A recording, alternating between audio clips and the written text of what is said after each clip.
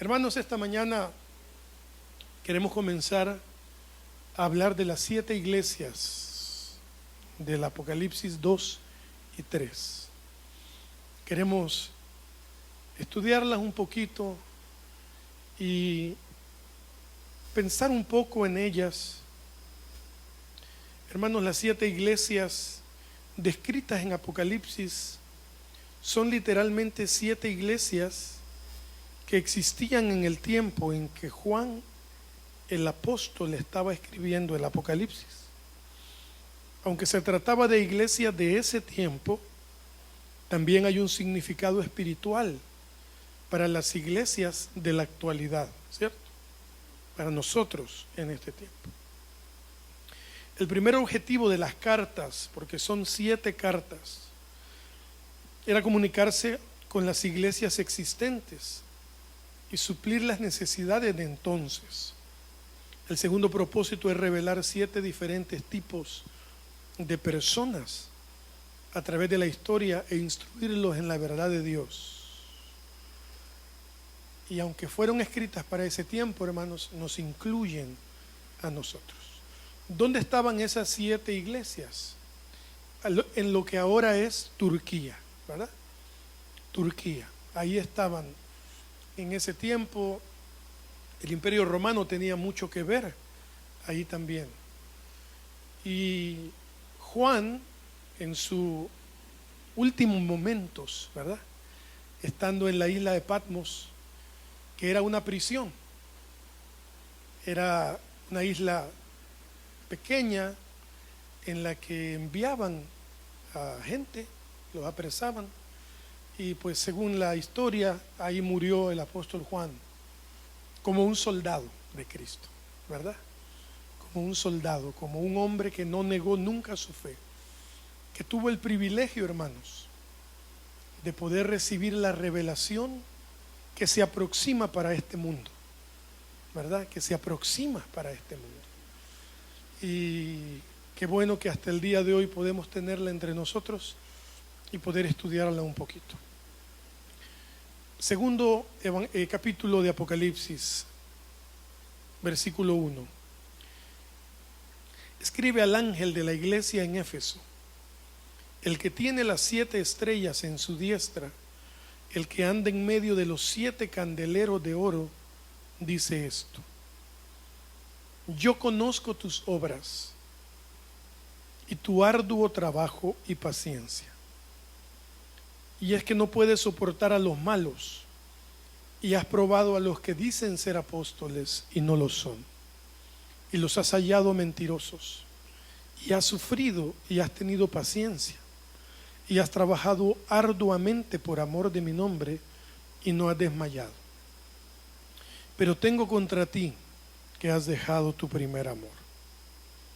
Recuerda por tanto de dónde has caído y arrepiéntete y haz las primeras obras, pues si no, vendré pronto a ti y quitaré tu candelero de su lugar, si no te hubieres arrepentido. Pero tienes esto, que aborreces las obras de los nicolaitas, las cuales yo también aborrezco. El que tiene oído, oiga lo que el Espíritu dice a las iglesias. Al que venciere le daré a comer del árbol de la vida, el cual está en medio del paraíso de Dios. La primera iglesia es la iglesia Éfeso. Éfeso, hermanos, tiene particularidades muy importantes para destacar. La ciudad de Éfeso fue una de las más grandes ciudades del mundo antiguo, quizá considerada la más grande del Asia Menor. Se cree que la población era de aproximadamente unas 200,000 personas. Y cuando Juan escribió el Apocalipsis, en Éfeso existía un enorme templo considerado una de las 7 maravillas del mundo antiguo. ¿Saben cuál es? El templo a la diosa Diana. Si ustedes estudian las 7 maravillas del mundo antiguo, la única que aún está en pie es las pirámides de Egipto. Si no mal recuerdo, eran las jardines colgantes de Babilonia. No lo estudié, solo estoy tratando de recordar. Una estatua que estaba en medio de 2 colosos de, ¿correcto eso? Ajá. Sí, sí. Sí, no, claro, y le creo, yo le creo. ¿Cómo no creerle? Coloso de Rodas. Ok. Sí, era el gigante ese, la estatua. Los jardines colgantes, las pirámides de Egipto. No me acuerdo qué más. Pero uno de ellos era el templo de la diosa Diana. No había en el Imperio Romano un templo tan grande como este, hermanos. Esa diosa era adorada como la diosa de la luna y la fertilidad. Ustedes pueden buscar una estatua tan fea de esa diosa, medio rara, pero Éfeso tenía una fuerza muy grande. Era una ciudad marítima que tenía mucha fuerza, mucho poder. Y también tenía una iglesia fiel dentro de lo que cabe. Esa era la ciudad de Éfeso. Por cierto, ahí era pastor Timoteo, ¿verdad? Ahí era obispo o pastor el joven Timoteo en Éfeso. ¿Ustedes recuerdan a Priscila y Aquila? También eran de la ciudad de Éfeso. Una pareja fiel, predicadores de la palabra, fiel, Priscila y Aquila. Ok, vamos a profundizar un poco. Dice el versículo 1, yo conozco, escribe al ángel de la iglesia, el que tiene las 7 estrellas en su diestra, el que anda en medio de los 7 candeleros de oro, dice esto. Hermanos, el que tiene da la idea de sostener algo. Esa palabra, el que tiene, viene del griego krateo con K, K-R-A-T-E-O, krateo, que significa sostener algo en su totalidad. ¿Recuerdan ustedes quién le dicta las cartas a Juan? ¿Recuerdan? Dice que él estaba como muerto y de pronto vio ¿a quién? ¿Recuerdan? A Jesús, hermanos. Tenía pies de bronce bruñido. Dice, ¿recuerdan el canto aquel? Un gran arco iris. Bueno, es lo que vio. Sus ojos como fuego, dice la palabra. Era Jesús el que le dicta a Juan el Apocalipsis. Lo lleva, le muestra, le revela.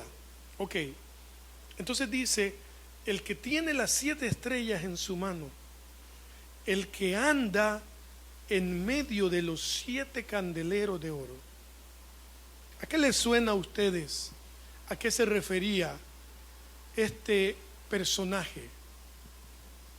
Cuando dice 7 estrellas, 7 candeleros. Dice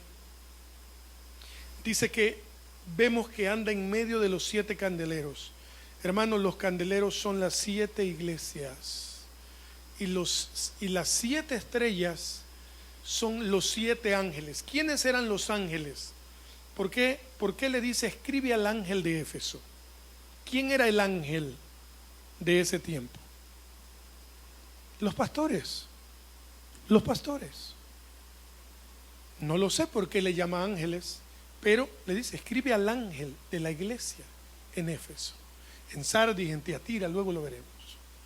Entonces Jesús, hermanos, está en medio de las congregaciones, de las 7 iglesias en ese tiempo, porque dice, yo conozco tus obras. Versículo 2. Yo conozco tus obras. ¿Y qué más dice? Y tu arduo trabajo y paciencia. Hermanos, estos no eran cristianos ociosos, ¿verdad? No eran cristianos haraganes, sino trabajadores, ¿verdad? Dice, sus buenas obras posiblemente incluían su asistencia a la iglesia. Daban buenas ofrendas probablemente, hermanos. Ayudaban a los huérfanos, a las viudas y a los pobres, y testificaban el mensaje del evangelio. O sea, la primera referencia que Jesús le da a Juan es, mira, escribe a la iglesia de Éfeso y dile que en esta parte todo está bien. Conozco sus obras, su arduo trabajo y su paciencia. Hermanos, ¿cuántas iglesias, congregaciones nosotros conocemos que son gente que trabaja en el área social, que hace misiones, que hace tantas cosas, se congregan, están allí, quizás dan buenas ofrendas, están involucrados en 1, 2, 3, 4, 5 ministerios? ¿Eso está bien, hermanos? Pregunto. Claro que está bien. Está muy bien. Una iglesia activa, una iglesia que esté pendiente, que trabaje, que evangelice. Dice que, ¿qué dice el versículo 2? Dice, y que no puede soportar a los malos. Espérenme, me perdí. No puede soportar tu arduo trabajo y paciencia. Hermanos, esta gente predicaba la palabra del Señor que se conocía hasta ese tiempo. ¡Qué maravilla! Íbamos bien. Para los que escriben, número 1, la ciudad de Éfeso. Número 2, el que tiene las 7 estrellas y el que tiene los 7 candeleros. Número 3, su arduo trabajo y buenas obras. Número 4, hermanos, tenían una buena doctrina. Ahora sí, dice, has probado a los que dicen ser apóstoles y no lo son, y los has hallado mentirosos. Para poder probar a alguien que está tergiversando el evangelio, es necesario conocer la palabra, ¿cierto o no? Bueno, entonces esta gente, cuando escuchaba, hermanos, porque esto es viejo, los falsos maestros apóstoles vienen desde los tiempos antiguos. Y entonces Jesús se agrada y le dice, diles que ellos tienen celo por la palabra. Tienen celo por la palabra. Conocen la palabra. Ellos no creían todo lo que oían. Todo lo filtraban según la palabra de Dios.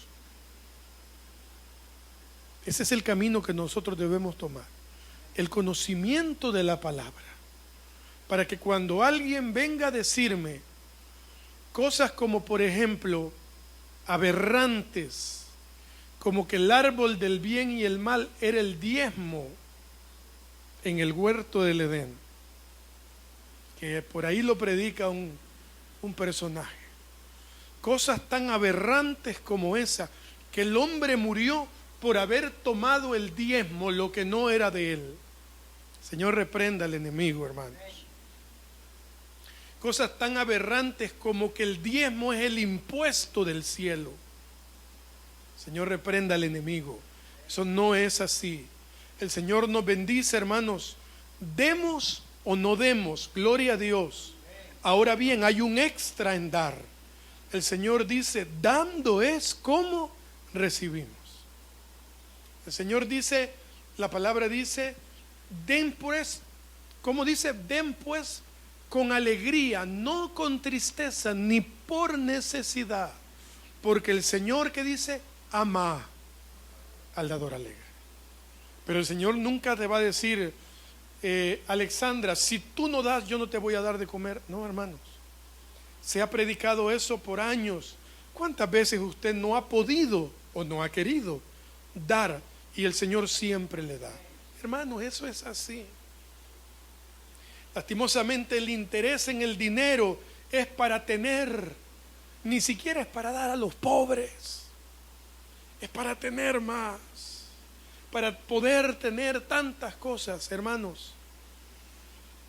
Tantas cosas, pudiera pasar aquí hablando de muchas cosas que se predican, que no es así. Y esta gente filtraba todo a la luz de la palabra. Hermanos, era una iglesia trabajadora, preparada en la palabra, que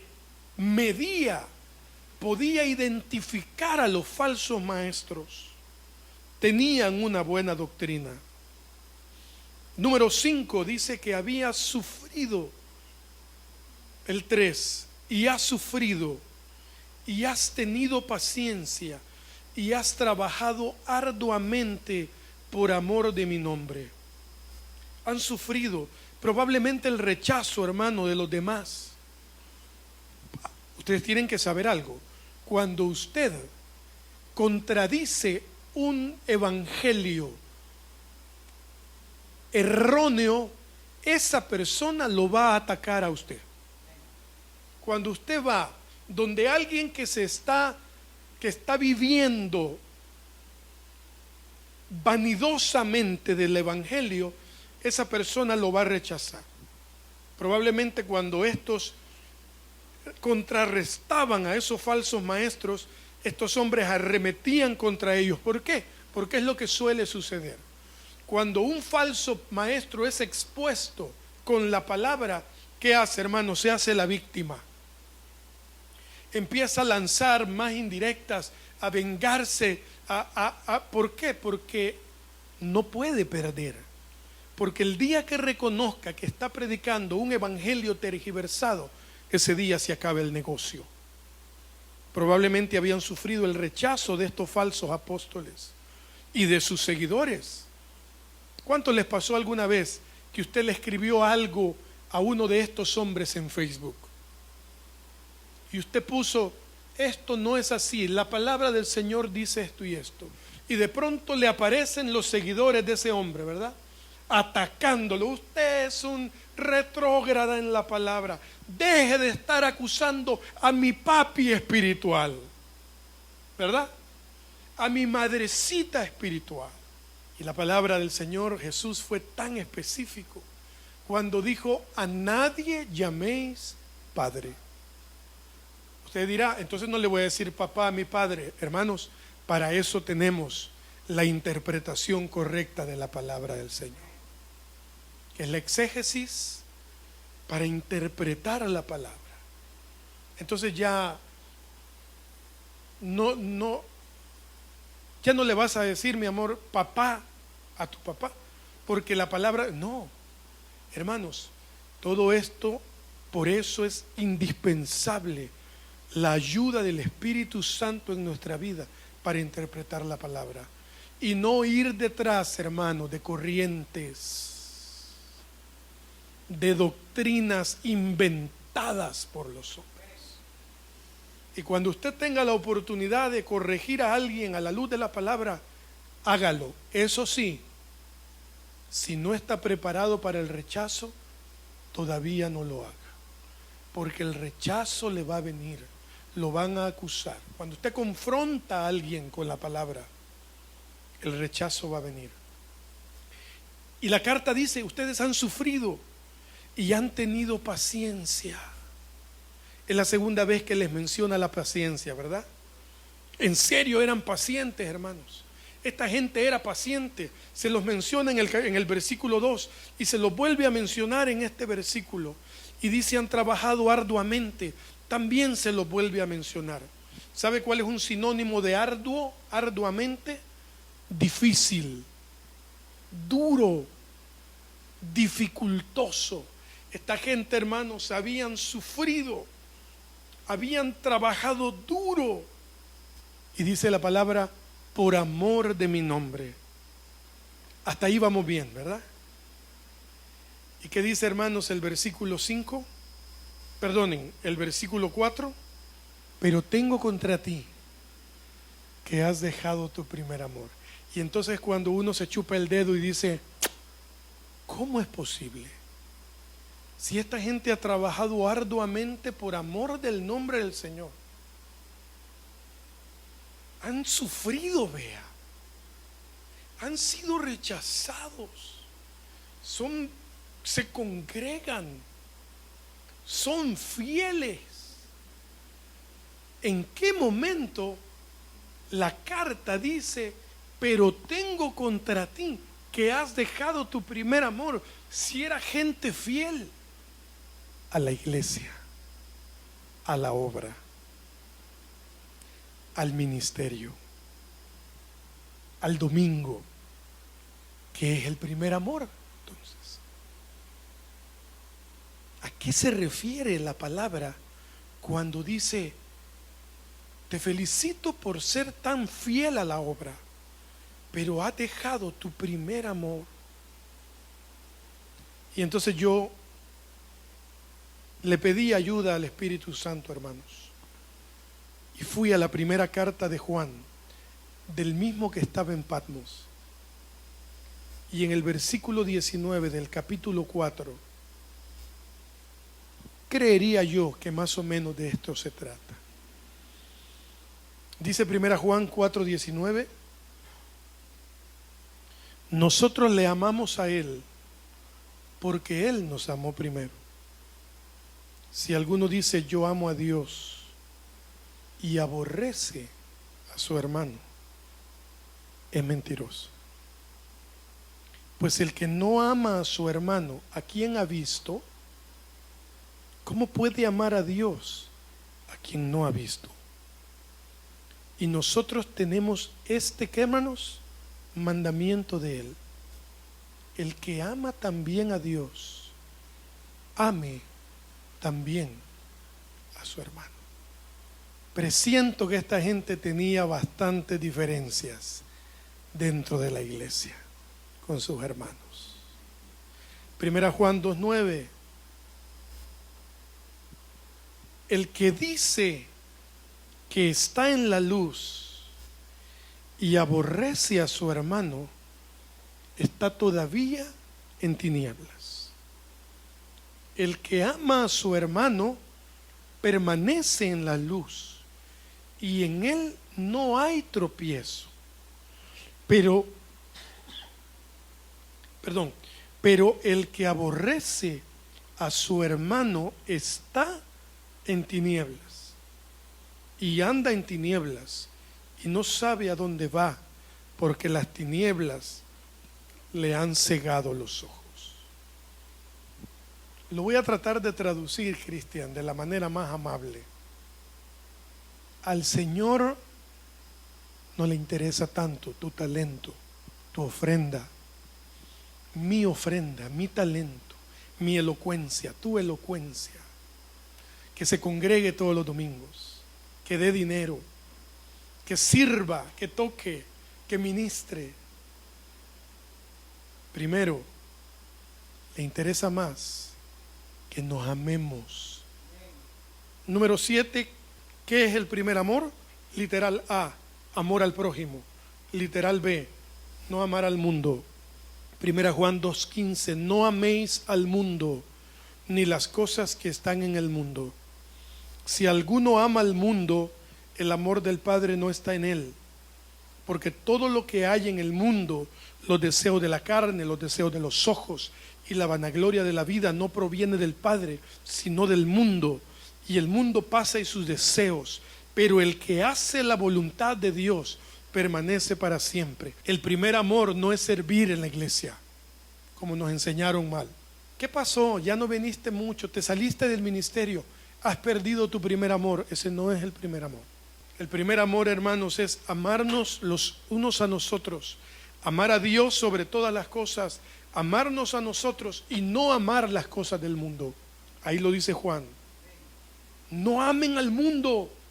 Esta gente de Éfeso era fiel a la obra, pero cuando salían de la iglesia, del templo, de donde sea que se congregasen, sus vidas, hermanos, probablemente eran vidas desordenadas.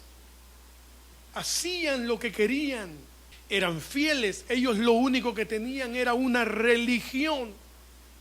Sí, conocían la palabra, sí servían, sí sufrían, pero probablemente no amaban a sus prójimos, se criticaban, murmuraban los unos de los otros y quizás vivían sus vidas a su antojo. Luego en el versículo 5 el Señor les pide que se arrepienten, pero de eso nos va a hablar Edgardo. Yo voy a hablar del versículo 5 en adelante. Dice: recuerda por tanto de dónde has caído y arrepiéntete. Fíjese, dice, no dice, recuerda de dónde te he sacado, porque este mensaje no habla de abajo hacia arriba, no es de dónde yo te he traído, es de dónde has caído, o sea, hasta dónde habías llegado y ahora cuánto te has denigrado. No es un mensaje, como le digo, de yo te saqué del lodo cenagoso y ahora te he puesto aquí, recuerda de dónde vienes. No, es recuerda a dónde estabas, cuánto habías logrado y lo que has perdido. Porque, mire hermano, esto es así, esto es bien sencillo.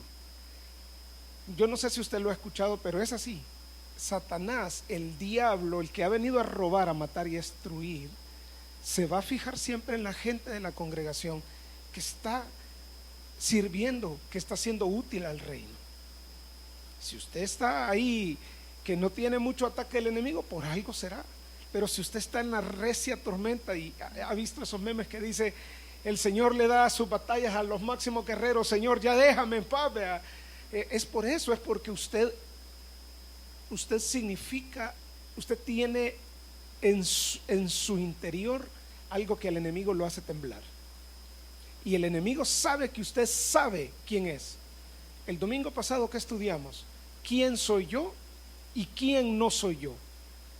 Si usted entiende quién usted es y quién no es, el diablo empieza y dice, ay, ya la hermana Ceci ya se empieza a dar cuenta que es mi hija y que no es cualquier cosa.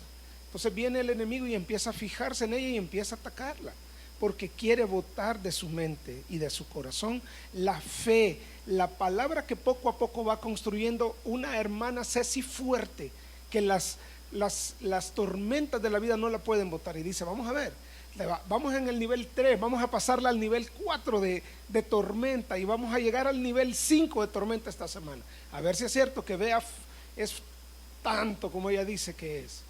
De eso se trata esto. Dice, recuerda de dónde has caído y arrepiéntete. ¿Qué es arrepentimiento, hermanos? Ustedes seguramente lo saben, pero yo se lo voy a leer. Arrepentimiento, dice, es mucho más que limitarse a reconocer que se ha obrado mal. Es un cambio en la manera de pensar y en el corazón, que brinda una nueva perspectiva de Dios, de uno mismo y del mundo.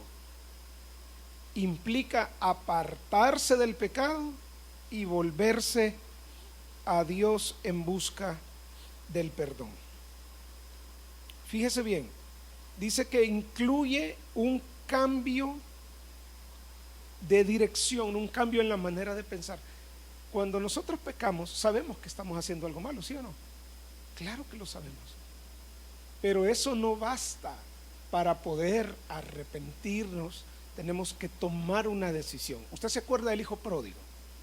El hijo pródigo dice que cayendo en sí, dice, se acordó que allá en su casa de su papá, en la casa de su papá, había comida. Y él dijo, bueno, ¿y yo qué estoy haciendo aquí comiendo las algarrobas de los... Imagínese, comiendo algarroba de cerdo. ¿Se puede imaginar usted ese platillo, verdad? Y anhelaba comerle y aún así no le daban. Pero dice, cuando él cayendo en sí, se acordó y dijo, si en la casa de mi papá hay comida, hay un banquete. No, pero no. Es que si yo voy donde mi papá me va a pegar una y me va a rechazar. Y se podía haber quedado ahí. O sea, él entendió que estaba mal, pero también pasó el segundo paso. Tomó una decisión y dice, y levantándose, fue. Ese ya es el cambio, ese es el arrepentimiento. No solo es decir, híjole, la regué, sí me pasé este fin de semana, o de verdad que hoy sí, ya quizás Dios ya no está conmigo. Esa es una cuestión, reconocer el pecado, reconocer que hemos obrado mal, pero de ahí hay que levantarse, tomar una decisión, cambio de actitud, cambio de dirección. Esto es como que usted diga, mira, vamos al subsitio hoy en la tarde, vamos, pues está bonito, démosle, y se va. Pero usted desde que ya va llegando, va viendo aquella gran fila de carros y todo, y dice, no, mira, ya me arrepentí, mejor no, vámonos. Y usted cambia de dirección, se regresa, es eso. No solo es decir, qué feo está aquí, no, la regamos, no, bueno, ni modo, quedémonos, y ahí se queda. No, no, no, no, es un cambio de actitud. Si usted, como iglesia, voy a hablar, no le voy a decir si usted, como iglesia, si estamos en un tiempo en el que, como dice ahí, hemos caído o hemos dejado nuestro primer amor. Con esto de dejar el primer amor, no sé si a ustedes les gustan las series, series les dicen hoy, son novelas, realmente. Yo me he hecho novelero, fíjese. Mi papá, ustedes saben, yo soy hijo de pastor. En mi casa era pecado ver novelas. Mi papá regañaba a mi mamá y le prohibía ver novelas porque decía que las novelas era una fuente de cosas un poco dañinas para las mujeres normalmente, vea, que las veían. Yo creo que es malo, pero creo que a veces, bueno, depende del tipo de novela. Antes eran solo de celos, de infidelidad, de cosas feas, ¿verdad? Pero hay unas series bonitas por ahí, si usted busca bien, posiblemente hay alguna. Estábamos viendo una con mi esposa un día de estos y vemos en una de ellas cómo se puede llegar a dejar de amar a alguien. Esto hablando de pareja. Es tan fácil caer en la rutina, en el desagradecimiento, en el sinsabor, en empezar a ser en la costumbre, en dejar de amar. Y veíamos como un esposo ahí empieza a maltratar a su esposa y empieza a ser bien tosco con ella, y ella le dice, ¿y por qué me gritas? Ya no sos como eras antes. Y normalmente esa es la queja de las mujeres con nosotros los hombres, porque cuando queremos, hermanos, no, si es que somos el más romántico, ¿verdad? Somos los que dedicamos canciones, y no de Marco Witt, sino que dedicábamos canciones pues de Ricardo Montaner, por ahí ya más coloraditas, ¿verdad? Ya bien pasionales, y de aquella cuestión de llevarte a la cima del cielo. Ya usted sabe, cuando uno quiere, uno de hombres bien insistente, somos bien creativos, nos nace una creatividad increíble, pero cuando ya logramos, cuando ya nos casamos, cuando ya sabemos que esa mujer es nuestra, porque ya lleva un anillo, ¿verdad?, ahí en el dedo, y lleva un apellido en el DUI que dice, es fulana de fulano. Vaya, posiblemente empecemos a dejar de ser tan románticos, a dejar de ser tan creativos. Y eso a veces eso es solo como una similitud de lo que significa dejar de amar o dejar el primer amor. Cuando estamos enamorados somos increíbles, pero posiblemente con el paso del tiempo, ese marito tan cariñoso que era, que cantaba canciones, que dejaba por ahí rositas y papelitos. Somos un poco cursi los hombres cuando queremos conquistar a alguien, pero a veces se nos acaba rápido. Y posiblemente con la iglesia sea lo mismo. Cuando usted está en su primer amor, está encendido en esa pasión con Dios, venía, como dijo el pastor, venía todos los domingos, no se dejaba de congregar, servía, ofrendaba, pues, y muchas veces eso empieza a enfriarse de tal manera que no nos damos cuenta cuando estamos tan alejados de Dios. Y esto, como dijo el pastor, no tiene tanto que ver con el servicio, iglesia, porque usted puede venir y servir, pero aquí en el corazón estamos lejos de Dios. Y podemos cantar, podemos tocar, usted puede darle clase a los niños, usted puede estar en la puerta recibiendo a los hermanos, y usted, hermano, Dios le bendiga, amén, y lo que sea, pero lejos del corazón de Dios. Y quiero avanzar en esto. En el versículo dice, dice: recuerda por tanto de dónde has caído y arrepiéntete y haz las primeras obras. ¿A qué se refiere la Biblia cuando dice y haz las primeras obras? ¿A qué cree usted que se refiere? Haz las primeras obras. Quiero que vaya conmigo, por favor, si me ayuda Andrea ahí a buscar el versículo. Miqueas capítulo 6, versículo número 8. Oh hombre, Él te ha declarado lo que es bueno. ¿Y qué pide Jehová de ti? ¿Y qué pide Jehová de ti? Solamente hacer justicia, fíjese bien, amar misericordia y humillarte ante tu Dios. Básico. Aquí empezamos la doctrina de las cosas básicas que Dios nos pide. No nos pide que hablemos lenguas, no nos pide, no sé qué otra cosa se le puede imaginar. Yo creo que ya pasamos. No, el dinero es lo último. Es que mire, yo no sé de dónde viene usted de la iglesia, pero yo vengo de una iglesia donde si usted no hablaba en lengua, usted no era espiritual. Le faltaba muchísimo. Si usted no caía cuando el pastor lo tocaba, el pastor cacique mandaba llamar a los diáconos y que le hicieran un exorcismo al hermano ahí. Porque llegó un momento en que esto se hizo tan común, tan moda, que había que hablar y cuando uno dirigía alabanza, no digamos, era, no, si es que si el hermano que canta no habla en lenguas y llega un momento en que se transforma y se va como piscucha para el cielo, no sucedía nada. Pero ese hermano que cantaba ahí, se bajaba de ahí, del altar. Por eso es que gracias a Dios aquí ni siquiera hay altar, así para arriba, porque nos bajábamos y no nos importaba la vida de nadie ahí de la congregación. Y lo estoy hablando por nosotros.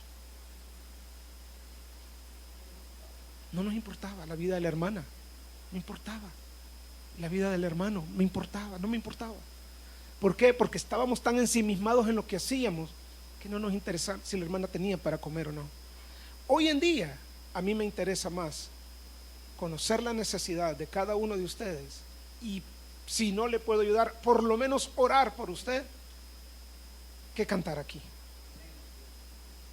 Pues sí, ahí decía el versículo, dice hacer justicia, que bueno, mire, cada uno de estos es y usted ya sabe, yo hablo hasta ¿verdad? A mí me tocaría un tema cada domingo de estos, cada pedacito. Solo en hacer justicia nos vamos 45 minutos, pero luego dice amar misericordia. Yo recuerdo que hay un versículo en la Biblia que no lo estudié como dijo Abraham, pero me lo estoy recordando justo ahora, que dice que el verdadero evangelio es cuidar de las viudas. Exacto, ¿o no? Ahí dice que ese es el verdadero evangelio. Ahora, ¿cuidamos nosotros de las viudas de la iglesia? Y las tenemos. Y nos preocupamos nosotros por ellas. Antes que hablar en lenguas, es hacer justicia, amar misericordia. Yo recuerdo que hubo un tiempo en que Abraham contaba, o no me acuerdo, no recuerdo si fue, no, creo que no era Abraham, era el pastor que teníamos antes, que decía: ¿cuánto tiempo tiene usted de no detenerse en un semáforo y decirle a un niño que está ahí pidiendo, vení, vamos a ir a comprar una hamburguesa? Llevarlo a comprar una hamburguesa. A la gente que está en la calle, debajo de un puente, ¿cuánto tiempo tenemos de no hacer uso de misericordia? Y dice otro tema completamente, y humillarte ante tu Dios. La Biblia es bien clara que Dios nunca rechaza un corazón contrito y humillado. Pero a veces, hermano, venimos a la iglesia y no tenemos que ser demasiado arrogantes para ni siquiera a veces presentarnos delante de Dios. A veces estamos los que estamos cantando aquí, dirigiendo, qué sé yo, y le decimos: hermano, adore al Señor. Y usted, A veces quizás nosotros ya llegó un tiempo en el que ya dejamos de insistir en levante las manos, arrodillémonos, iglesia, porque esperamos que esto sea nacido de un corazón agradecido, un corazón necesitado. Yo siempre, y perdone que lo ponga de ejemplo, hermano Carlos, que hoy cantó, a mí siempre me llega al corazón, fíjese, porque yo veo que el hermano Carlos cada vez que está aquí, lo que más quisiera es llorar de agradecimiento por la oportunidad de poder todavía tener un poco de voz, porque él así lo dice, con la poca voz que le queda o que ahí va luchando, canta, y yo veo que el hermano quisiera gritar de agradecimiento, llorar, y es porque de verdad, iglesia, estar aquí es un privilegio, es un regalo inmerecido. Y bien puesto el nombre de la congregación, gracias a Dios que no le pusieron Cueva de Adulam, sublime gracia. Es que si no fuera por esa gracia, para empezar, yo no estaría aquí. Entonces, iglesia, antes de cualquier otro nivel que quisiéramos, hermano, mire, ¿y usted cuánto ora? Yo me acuerdo que antes en las iglesias eso hasta era como una competencia. Hermano, ¿y usted cuánto ora? Y le preguntaban a uno, ¿cuánto oro de qué? ¿Cuánto tiempo usted le dedica a la oración todos los días en su casa? Hermano, pregúnteme otra cosa más fácil. Y había una competencia del que oraba más. Habían hermanos que oraban 3 horas, otros 2 horas, otros 1 hora. Hermano, yo ni siquiera me acuerdo si alguna vez oré 1 hora en mi vida seguida. Creo que no, ni en las vigilias donde nos ponían a orar 1 hora, porque me quedaba dormido en la silla. Es que ¿sabe por qué, hermano? Y no estoy diciendo que orar 3 horas sea malo, ni orar 2 horas, ni orar 1 hora, está bien. Pero si al levantarnos de ahí, hermano, no hacemos uso de misericordia con el hermano que está a la par nuestra, no estamos haciendo nada. Y en esto pues tiene que ver cómo tratamos a los demás, cómo tratamos a la creación de Dios, incluso a los animales. Si usted en la calle va tirándole patadas a los perros, hermano, o le pone veneno a los gatos del pasaje de los vecinos. Yo tengo ganas de envenenar unos 40 gatos que hay ahí en la colonia, hermano, desde hace rato, porque me incomoda todo el pasaje, aquel olor, hermano.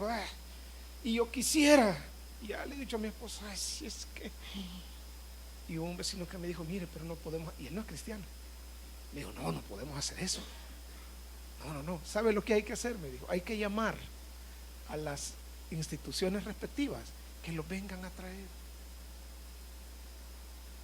No, yo le iba a decir, no, si nunca van a venir, si ellos no van a venir, ¿por qué no les ponemos mejor un poquito de racumín, marito, y se acabó? Si aquí, pues ¿para qué le vamos a dar tanta vuelta? Pero no podemos hacerle eso a la creación de Dios. No digamos a mi esposa, no digamos a los hijos, no digamos a nuestros padres. No podemos ser malos hijos y venir el domingo aquí a cantar. Que aquí oramos, hermano, pero al llegar yo conozco gente así, y creo que por esa razón también decidimos dar un paso en otra dirección, y por eso estamos aquí hoy, para no estar en el mismo lugar donde no importaba lo que hiciéramos en el altar, si el mismo domingo en la tarde ya estábamos. Hermano, no podemos, de verdad no podemos tener esa doble vida. No podemos negar a Dios con unas actitudes y estar aquí diciendo, creo en ti, ¿verdad? Pero al salir, hombre, nos enojamos porque el vigilante no nos abrió la pluma. Bueno, sigamos. Y haz las primeras obras. Dice, pues si no, vendré pronto a ti. Este es Dios hablando a la iglesia. Y dice, y quitaré tu candelero de su lugar, si no te hubieras arrepentido. ¿Qué significa el candelero en la Biblia? Fácil, sencillo, luz. Es tan sencillo como que hablemos de luz. Y por eso, y con esto quiero, bueno, de hecho Abraham leyó un versículo que hablaba de las tinieblas y de la luz. Yo no sé a quién le gusta la oscuridad, pero yo creo que todos no nos gusta andar en lo oscuro. y caminar en agua donde no vemos qué es lo que hay ahí abajo, yo creo que a cualquiera no le gusta. ¿Sabe por qué? Porque las tinieblas no son agradables. Nosotros somos llamados del lado de la luz. Jesús es la luz. Y quiero que me hagan el favor, Andrea, si puede buscar Primera de Juan 5:7. Este es pues el mensaje que hemos oído de él y os declaramos que Dios es luz. Si no, búsquelo usted. Dios es luz y en él no hay oscuridad alguna. Yo creo que tengo una versión distinta, pero dice: si decimos que tenemos comunión con él y andamos en tinieblas, mentimos y no practicamos la verdad. Pero si andamos en luz, como él está en luz, tenemos comunión unos con otros. Es lo que Abraham leyó. De nada me sirve a mí decir que yo conozco a Dios y que amo a Dios si no amo a mi hermano. Es lo mismo. Es exactamente lo mismo. Si yo digo que la luz de Cristo me ha alumbrado y no amo a mi hermano, estoy en tinieblas y hago a Dios mentiroso. Toda la luz, todo lo que es luz, usted siempre se da cuenta que está arriba. Nunca debajo del almud, como dice también en otro versículo. Nunca debajo de la mesa, sino que arriba, porque tiene que alumbrar, dice, a todos. O sea, usted no va a ser luz para irse a esconder. El que anda en luz no vive escondido en la oscuridad. Tiene que estar encima, arriba, para de esa luz que tiene de Cristo alumbrar a los demás. Y de verdad, hermano, de nada nos sirve ser una cosa en la casa y ser otra cosa en la calle o en la iglesia. Si el verdadero cristianismo, el verdadero evangelio está allá afuera con el difícil. Si aquí en la iglesia a ustedes, ¿cómo me va a costar amarlos? ¿Cómo me va a costar saludarlos, darles un abrazo? Si ustedes son tranquilos, alegres, todos amorosos, pero hay vecinos complicados, hay compañeros de trabajo complicados, hay jefes complicados, hay familiares incluso, que ahí están colados en nuestra familia, ¿verdad, hermano? Difíciles y que cuesta amarlos y que tenemos que aprender a sobrevivir ahí con ellos. Y de nada me sirve a mí abrazar a mi pastor, que nada me cuesta, si yo no puedo abrazar a alguien allá afuera y decirle: hermano, Dios te bendiga. Y posiblemente sea rechazado, no importa. A él es que yo debo alumbrar. A él es que tengo que compartirle la luz de Cristo. Entonces, iglesia, viene este mensaje y repito, ya termino. La luz de Cristo que nos hace amar al prójimo, y la luz de Cristo que nos hace hacer justicia, nos ayuda a hacer justicia y nos hace amar misericordia, ya no nos va a alumbrar. Y de repente entramos como la pareja que entró en costumbre, dijiste tú. Así podemos nosotros comenzar una relación con Dios en costumbre. Vamos, escuchamos, venimos, salimos, igual.